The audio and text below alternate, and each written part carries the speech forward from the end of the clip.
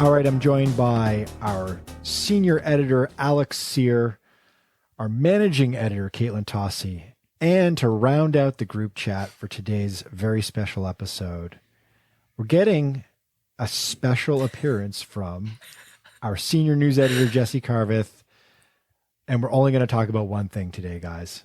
We are assembling to do a complete unpacking, a review of the Netflix docuseries Sprint, which just dropped its 6-episode run in the last couple of days, and 3 out of 4 of us have binge watched it. And then Alex Sear dropped the ball and didn't do his homework. Now you were off camping in the wilds of Canada on Prince Edward Island, so you didn't have a Wi-Fi connection.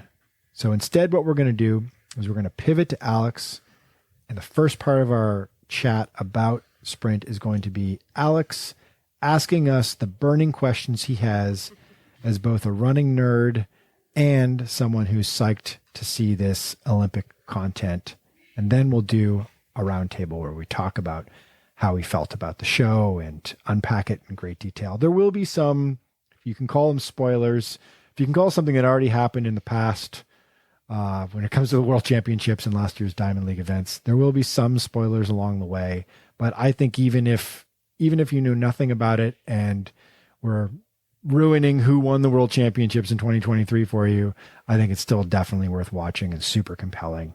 So let's get right into it now. All right, Alex, take it away. Ask the questions that you want answered about Sprint.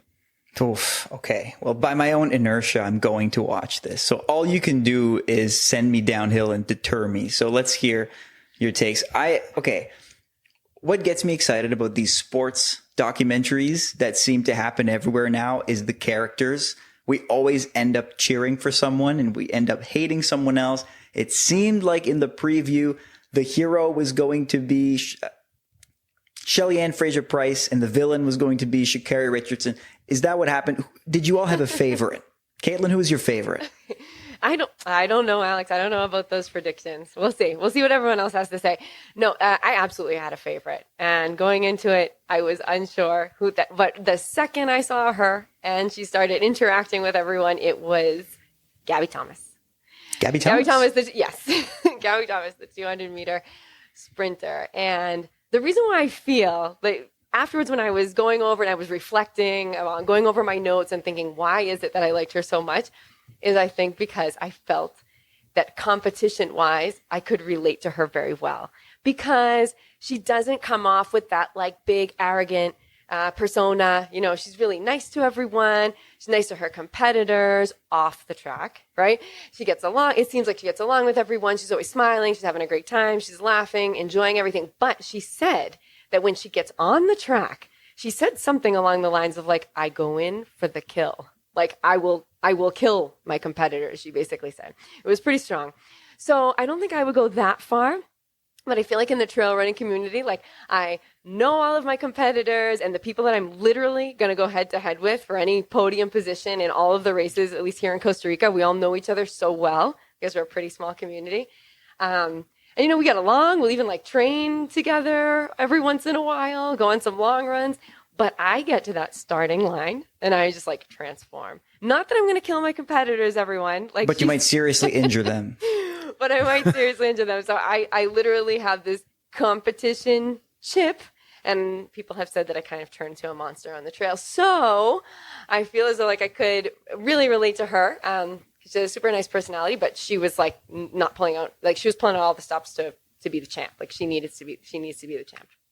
So you like Gabby Thomas because you see yourself in Gabby Thomas. Now, Michael, you've always reminded me of Noah Lyles. So is that your guy? Oh man, I've got that main character energy, just like Noah Lyles. No one said he was mean. Yeah. I hope I'm not as, I don't play the psychological games that Noah Lyles obviously is a master at playing. As we got to see in this series, I found him really compelling. I actually found him, this may surprise you, I found him a little bit more likable than I thought I would. If you follow track and field at all, you kind of know his story, you know his antics. He's like a big personality, very arrogant. He's someone who, and as they touch upon in the series, he's someone who puts out crazy and wild prognostications about his own performances. He's a guy who's like, I'm going to run 19:10 and 9:60 for the 200 and the 100, which is like, those are world records. Those are better than Bolt times, and that's madness. And he catches a lot of flack for it, but he's also somebody who says the thing that people are thinking out. He says the quiet part out loud. Like, for example, he famously was quoted at World Championships last year saying that, the NBA players, when in basketball, when they win a championship, they call it a world championship, and that's BS. He's like, I'm actually competing against everyone in the world in track and field. And in basketball, who are they competing against in the NBA? It's just other Americans, which obviously like got the attention of some NBA players. And he's one of these guys. He's like he's trying to be the greatest showman, right? He says this throughout the series. He's like, I am going to elevate the sport of track and field, and I am going to sort of transcend what this sport is and drag the sport along with me. And he's trying real hard, and he's actually kind of succeeding at it to a certain degree. Like, Exhibit A is this series. Like, he is a huge component of this series, and he's also willing to kind of be maybe the villain in certain people's eyes as well. I don't know. This is a good question for you guys. Like, did you like Noah Lyles? Did you find him to be the villain? What did you think of him as a character? I think he's like really compelling and really important, but is he a good guy or is he a bad guy? I think he's really important for the sport, and he is trying to move it forward, which I think is really important for track and field. But I did find him a little bit mean, you know. There were times when he would start talking smack, and it'd be really mean smack, and I'm like, you don't have to say that. That could hurt some feelings, and maybe that's just because I'm bad at trash talking, and so I don't do it and I don't participate. But yeah, I found it a little bit mean. But I mean, to be fair, he is quite good, so I guess that gives him a little more wiggle room to talk the talk, since he can walk the walk for the most part. But Jessy, you're Canadian, as am I, is Michael. We don't trash talk. We don't know how to trash talk. You're polite. We're polite. Yes. I think that's why they skimped on Canadians for this series. No Andre DeGrasse. I couldn't believe it. He'd be too nice. Yeah, he doesn't make for good TV. When Andre DeGrasse won his Olympic gold, what did he do? He looked inside the camera and waved at his kid. That's awful TV. Come on. Yeah. No, I mean, this is probably the reason why he didn't get the phone call. Well, I think the main reason is that he suffered a lot of injuries in the last couple of years, and I think it's a big question mark whether or not he's going to make it to the final and win a medal, because obviously they're fashioning this series around they're hoping the eventual podium finishers in the Olympics. So I think he just maybe eliminated himself by virtue of the fact that he just wasn't healthy, but also he's like a really nice guy. And they already have one really nice guy in this series, Zarnell Hughes, who's the British sprinter, 100 and 200 meter runner. And he's kind of Noah Lyles' punching bag throughout this series, which is really weird because it's like, dude, he's a nice guy. He's such a nice guy. Like, there's this weird moment where they're focusing on Hughes. He's one of the main characters of the series, and they follow him into his apartment, and he's hanging out with his partner, and he's got this like full on flight simulator thing, 'cause he's like obsessed with flying. And so he's got this like whole video game flight simulator setup in his living room, and he's like literally just flying like a 747. He's like, we're now cruising at 29,000 feet, get comfortable. And it's like so weird. Oh yeah. He does the whole pilot. That's right. Yeah. The spiel. Yeah. I remember it's nice. And it's weird. And it's nice. It's like, this is a man that has complexity and depth and interests outside of running. And he's maybe not necessarily completely and totally megalomaniacal and obsessed with being the best sprinter and the fastest man in the world. Whereas Noah Lyles lets you know over and over again in this series that That's is what all he he wants. That's everything to him. Yeah. What about the opposition on the women's side? Because that's what they play up a whole lot in the trailer, is the Sha'Carri versus Shelly-Ann Fraser-Pryce. So the young, wild sprinter versus the seasoned vet mother of however many. Does that shine through, or is that just more trailer fodder? Yes. Okay. The trailer did, because I think I did mention in our last podcast actually about how they were very much showing the difference, or trying to kind of portray Sha'Carri Richardson, and they, like, completely differently. The mom, Jamaica, who's 35 years old, by the way. I had no idea she was 35 years old. She's incredible. Oh my God. So 35-year-old runner and a 20-something-year-old runner. Yeah, I didn't feel there was that intense competition between them. I almost felt there was more competition. Like, I felt the most competition with Sharika. Instead, I felt like she was the one that everyone was after, and she was the one that everyone was going to need to beat. Because remember, spoiler alert, when they're in the Jamaican finals, right, and they're going through the whole thing with who's coaching with who and MVP, and Sharika's still the MVP athlete. She has a lot on her shoulders to try to get that champion. So I felt more competition with Sharika than I did with Shelly-Ann. I don't know if you guys got that same feeling, but I felt that was more the head-to-head but than with Shelly-Ann. Yeah, I thought that maybe the coolest part of this entire docuseries is getting to see a behind the scenes of how sprinting in Jamaica works, the politics of it, the characters behind the scenes, the coaches, the different groups, and in particular, this one group that you alluded to, Katelyn, MVP, which is like a sprinting club in Kingston that has produced like all of the global champions and Olympic medalists for like the last 20 plus years. And it's these two eccentric brothers, the Price brothers, that are, did I get the names right? Yeah, the Price brothers, right?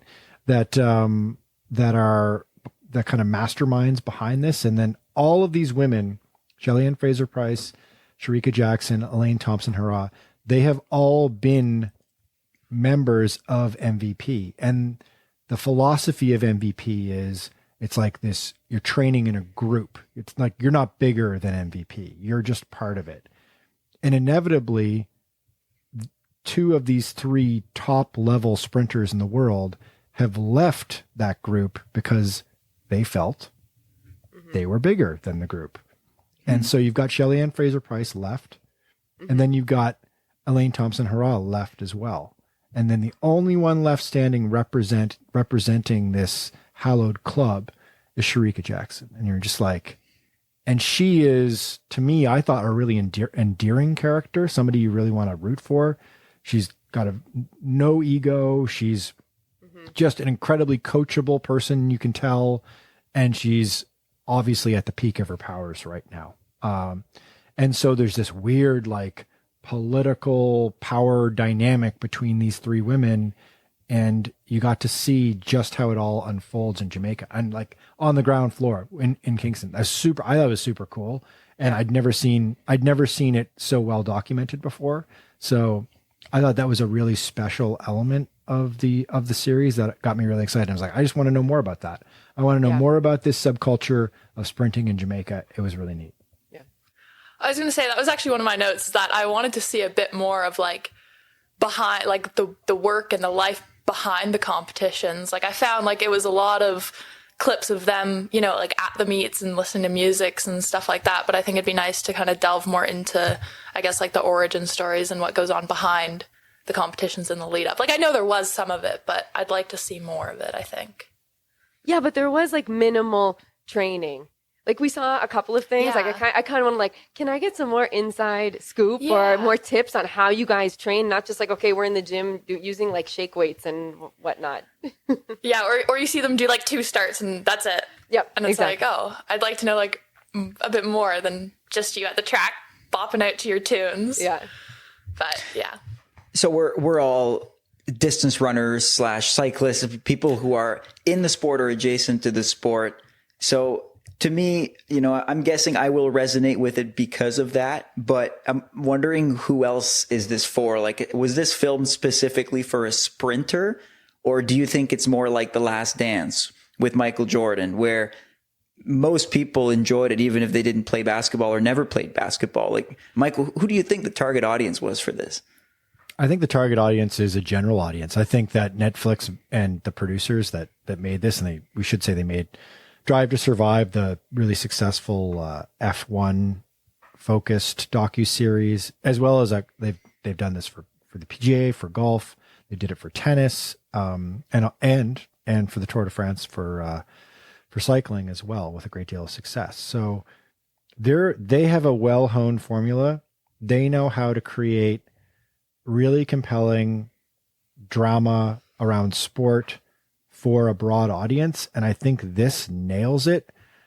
The editing of this was really well done. Like, it just it feels like watching a really sophisticated action film in terms of how it was edited. Like one of the John Wick films, or like the Mad Max Fury Road. I don't know if you guys have seen that. It was extremely well edited with like a lot of just a lot of cuts and whip pans and using the graphics in a really cool way. The soundtrack for this series was really good. Like, they must have spent a small fortune on the music rights, and that's a really important component, right? Because it's supposed to represent. This is supposed to be interesting for people in their 20s, right? Because this is documenting, for the most part, athletes in their 20s, with the exception of Shelley-Ann Fraser-Pryce. Which is just representing us old folks. I love it. Yeah. And so I think that this did a really good job at just casting the net really wide, which is a dangerous thing to do in 2024, because everything is niche and there's no monoculture anymore. And it's a big question mark whether or not, everyone's going to watch the Olympics like they used to back in the day, when there was only like 3 channels and everyone watched the Olympics because you didn't want to be left out. And it was the only thing to watch. But I think that I can't think of anybody who would not find this compelling, because the characters were really well explored and explained, and they were able to create these dramatic stakes with the editing, where it was like, okay, we're going to start in 2023 in the summer we're going to explain what these Diamond League races are, which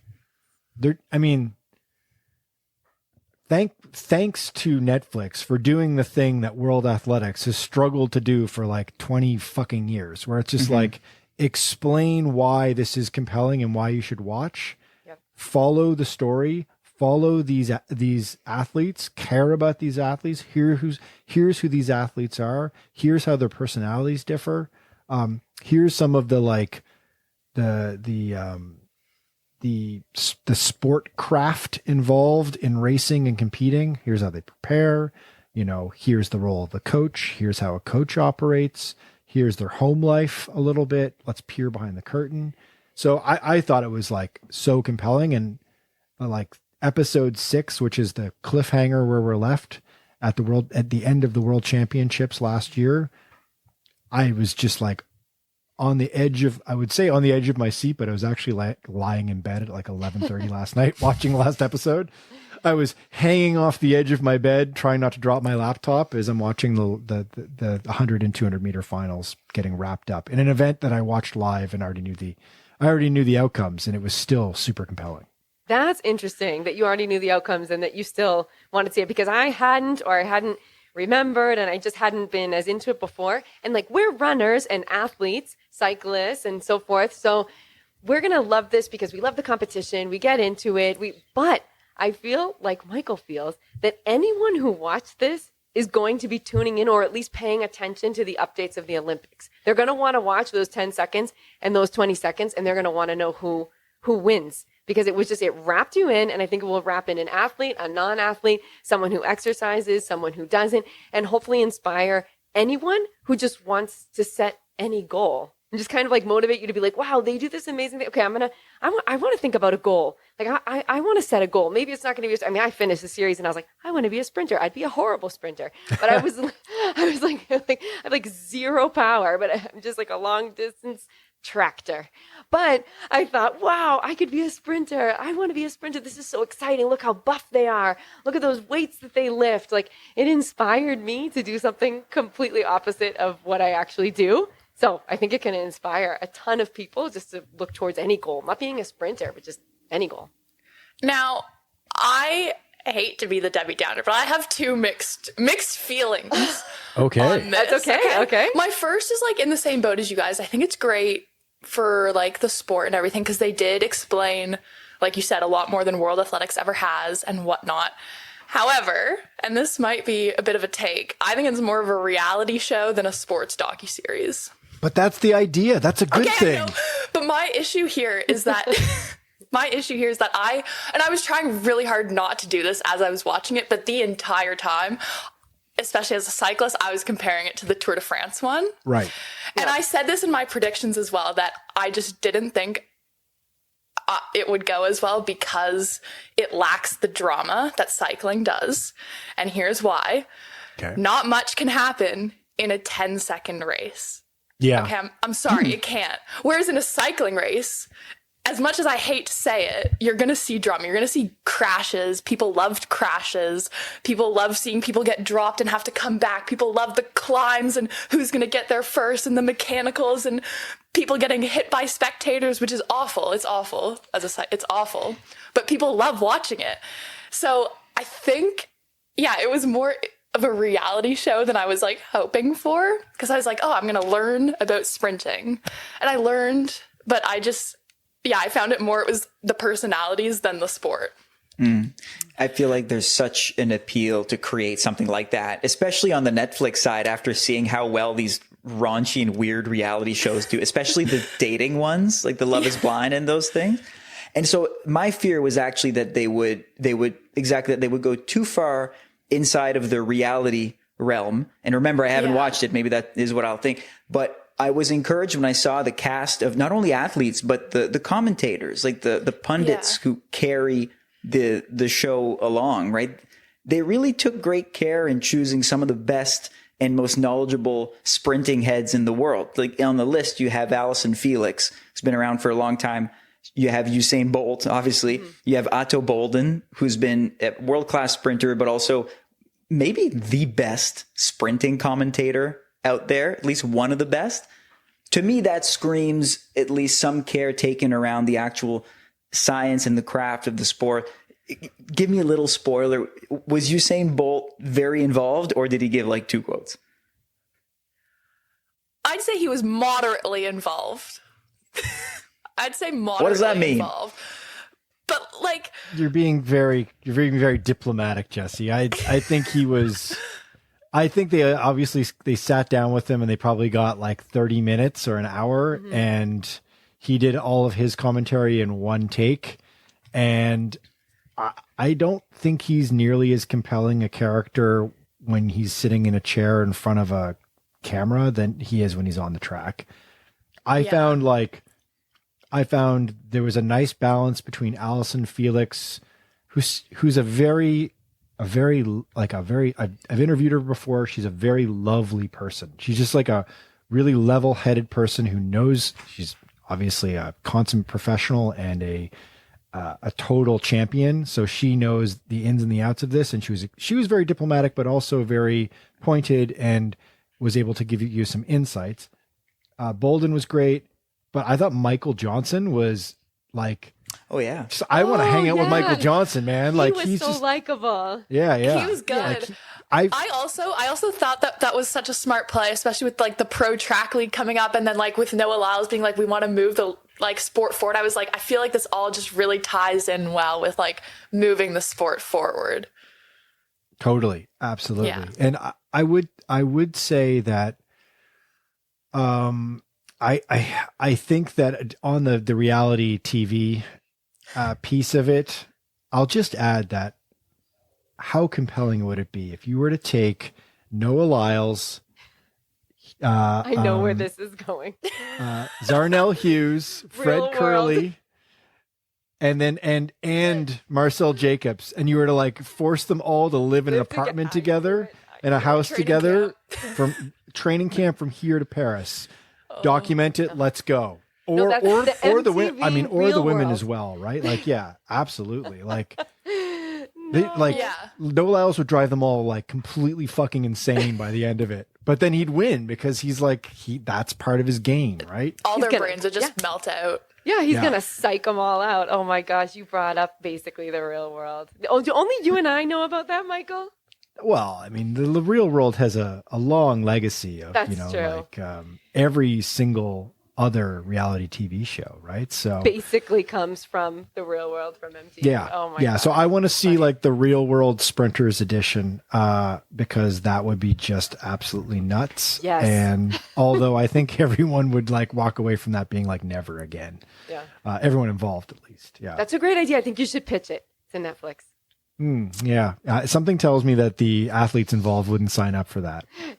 No, they definitely. No, but Just I see do what it. Do it like it's one of those like romantic like Netflix shows where they don't tell everyone and then they all just show up.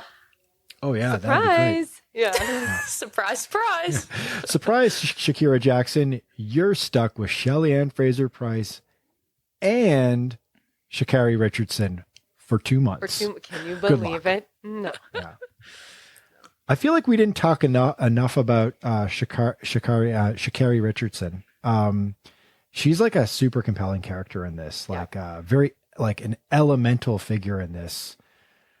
I mean, I know we know her story. We've it's pretty well documented. Although I noticed that Netflix, that the producers were very careful to kind of sidestep Yeah. her being suspended and missing the last Olympics. They were just like, yeah, she didn't get Didn't the chance go. to compete in the last Yeah. games. It's Yeah. like, Oh wow. yeah, Yeah. I yeah, feel like because that's a key part of her story. They didn't like- bring it up. I personally think that it was complete bullshit that she got suspended for the reason that she did, which is for marijuana, testing positive for like cannabis use, which is so stupid. And because it's not a performance enhancing drug, especially for a sprinter. But obviously, because I think Netflix is playing nice with World Athletics, maybe they did them a solid and just was like, we're not going to really talk about this, which I thought was too bad. But she's like, I don't know what to make of her. Like, she's Jordan-esque in a way, because she's like making up villains and she's screaming at people and she's made the media into a villain. It's her world and we're all just living in it. Yeah. I love that. She is someone who legitimately says shit like that, which is just absolutely wild. But I found her like, she was must-see TV. I could not stop watching. I mean, I was very taken by the entire series, but Yeah. she was someone that I'm like, I find her very compelling. She's so hot and cold.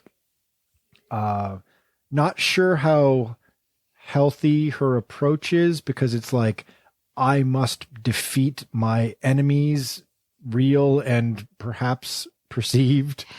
And then she obviously is extremely hard on herself when she loses. Whereas Yeah. like by contrast, someone like Lyles, like you could tell that there's a calculated nature to his bravado. Whereas I think with Sha'Carri Richardson, it's all feels all the time.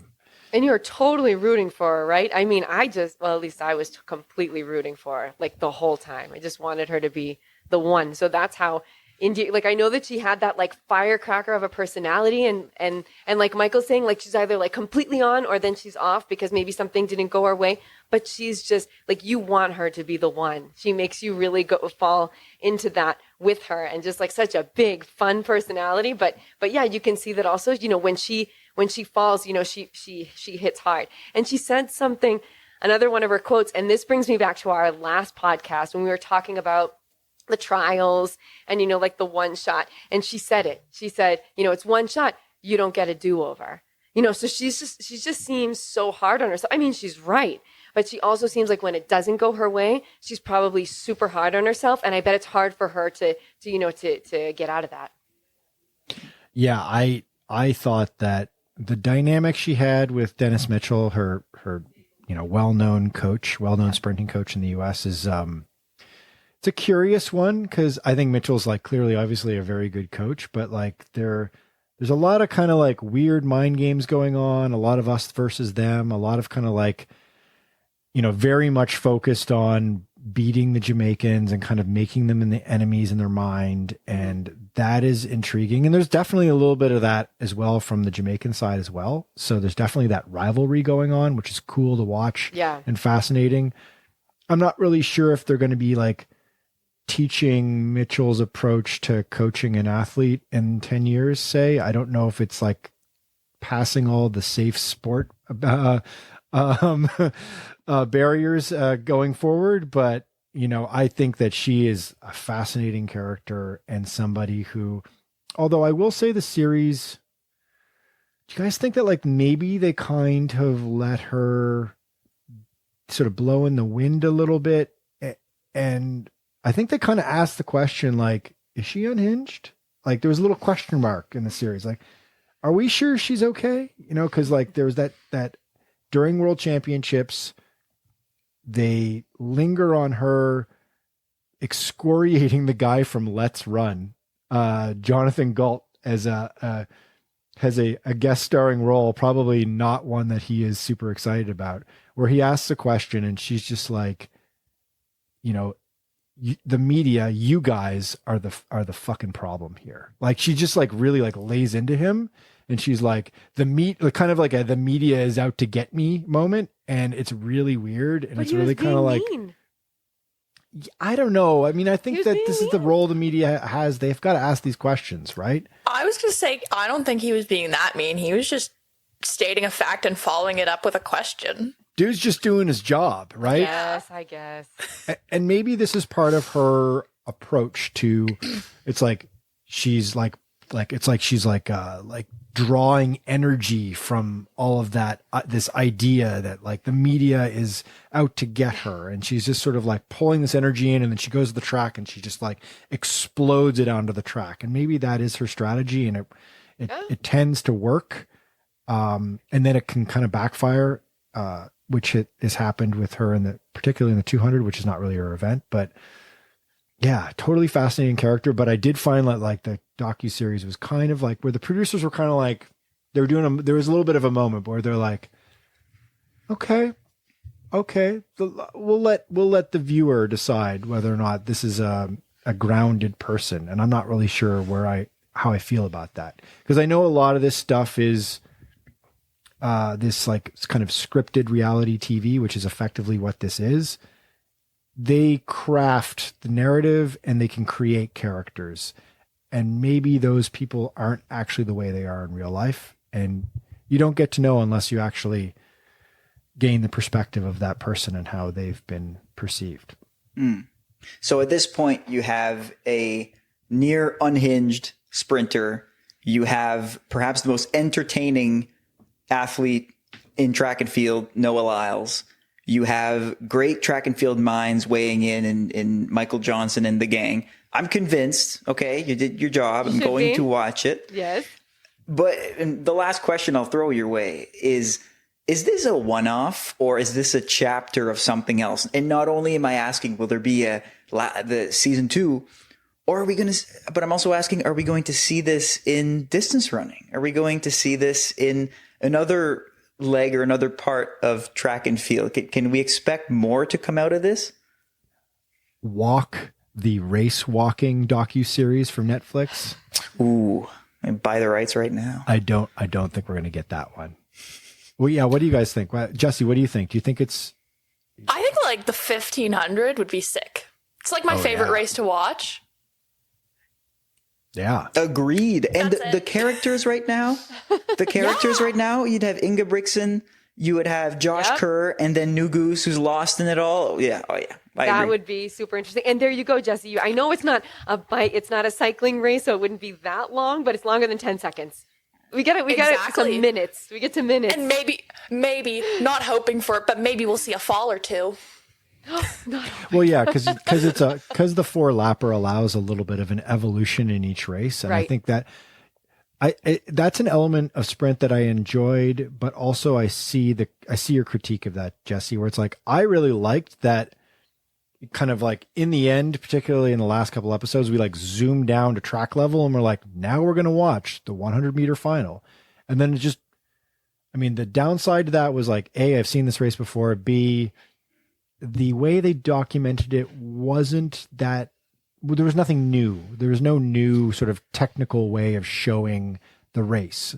It's not like they had special drones in the air and it was like these crazy slow-mo close-ups of each of the athletes. There was nothing kind of like dynamic and new about how it was shown, except they were able to do slow motion from the cameras that pre-exist, and then they're able to kind of like pause for a second and like, you know, you're kind of gathering this sort of like well of emotion as like you're 60 meters in, and then you see, you know, Sha'Carri Richardson like take off with this closing 40 meters. But I did enjoy that. It was just like, okay, here's the race and now it's over. And you could sort of like devour that and digest that and then sort of exhale. And then it was like literally a breathtaking experience, but it would be kind of cool to have longer events. I'd love to see a marathon one. I think the problem with the marathon might be compelling characters. I think this is a huge component to sprint.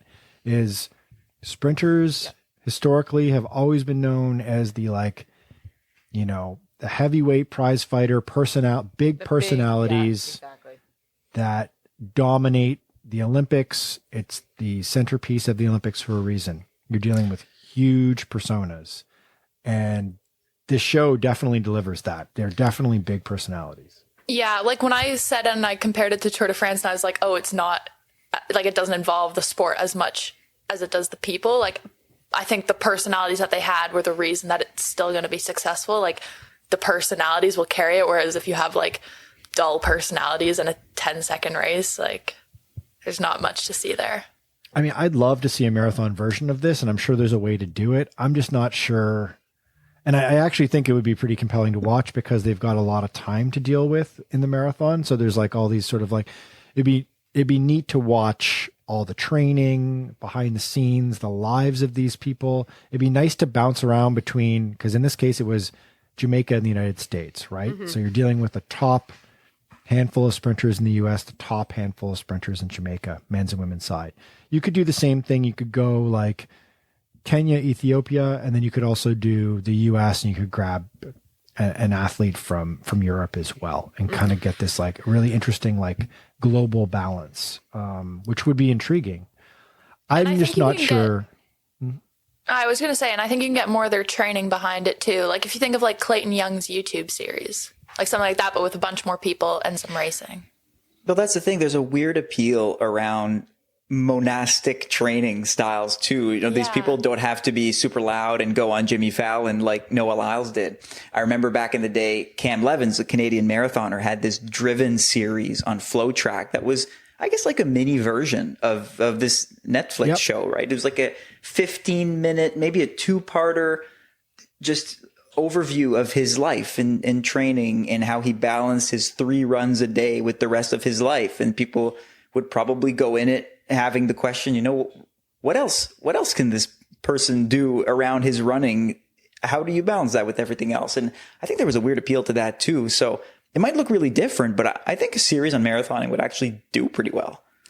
I think that there's this series sprint did 3 things really well. First of all, it showed the performances and the track level experience really beautifully, like obviously super high quality, like 4 or 8K HD cameras, super slow-mo, some of the best people in the business filming it, incredible soundtrack. I mean, just like beautifully edited together. It was just like a very deluxe package, right? So it felt like it was like premium when you're watching it. And then it's also giving you this inside scoop on like who these people are and what their lives are like. We get to see their homes. We get to see that Shelly-Ann Fraser-Pryce drives a really nice Mercedes in Kingston. So she's like clearly like one of the wealthier, more influential people in her country, right? And, you know, we get to see that Noah Lyles seems to live with his mom, which is weird and kind of cool, I guess. And like has got all of his like world championship medals in a running shoe box, just like where I keep my finisher medals, and like, you know, kind of like really relatable in a weird way. Like these details are really, really powerful. Yeah. And then the third thing is it explains the details of how the sport works. So it's like, okay, for those who don't know, there's this thing called the Diamond League, and this is how it works. And they go to Paris and they go to Poland and whatever. And then there's a World Championships, and then the Olympics comes the following year. And there's heats, there's a semifinals. The top 2 make it in automatically in each heat, and then there's 2 time qualifiers, sort of the fastest losers or whatever they call it. They explain all this stuff so that when you're watching it as somebody who maybe doesn't know anything about this, you're like, okay, I now understand all this. And now the people that watch sprint will go into the Olympics and they'll be like, I know how this all works, and I know who these characters are, and I have an emotional relationship to them as human beings. I know a little bit of their backstory, and I'm really excited to see them race. And that is super powerful and something that's been lacking in track and field since the beginning of time. So I don't know. I'd love to see it being done for the marathon. I think it would just absolutely change distance running if they did it. I don't know if they're going to. I don't know if there's a business case for it. Although a lot of people run marathons, so maybe there is. But it'd be cool, and Katelyn will like this. An ultra version of this would be awesome. Of course. And also because I think you get some pretty eccentric and exciting personalities in the ultra world.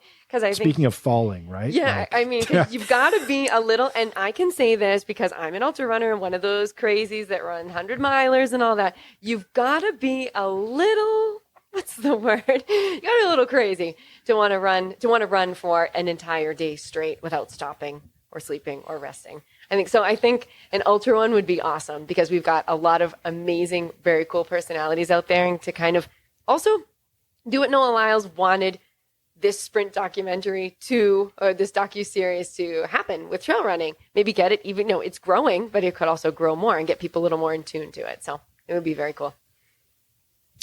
So as we wait for all of those, yes.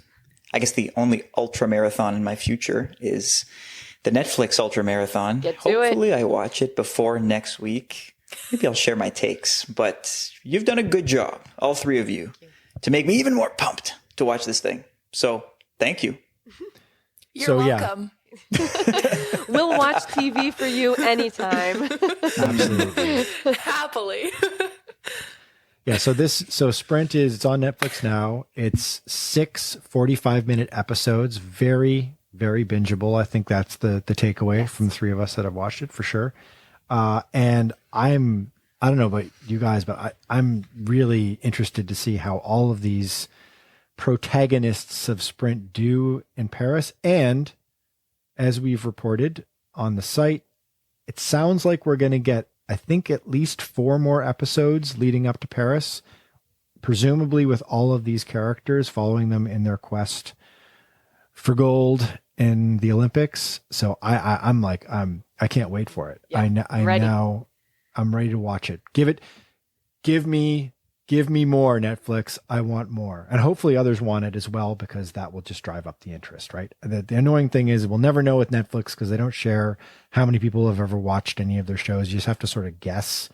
Maybe if it appears in that top 10 that they do, that we'll know that that's a good sign and that's pointing towards more. It'd be cool if they did this every year. I highly doubt they will. It's one of the shitty things about the Olympics. It's this is something that will be once every 4 years, maybe. So, but on a high note, I think it was awesome. Actually, just quick rapid fire from the two of you. Who is your favorite athlete from this? Who are you most excited for Paris? I'm sticking with Gabby Thomas. I was going to say Gabby Thomas too. I'm excited to see them all though. Yeah, me too. Because I also can't wait to see Sha'Carri Richardson. I really hope she takes gold. No, I don't know. Yeah, it's too exciting. There are too many.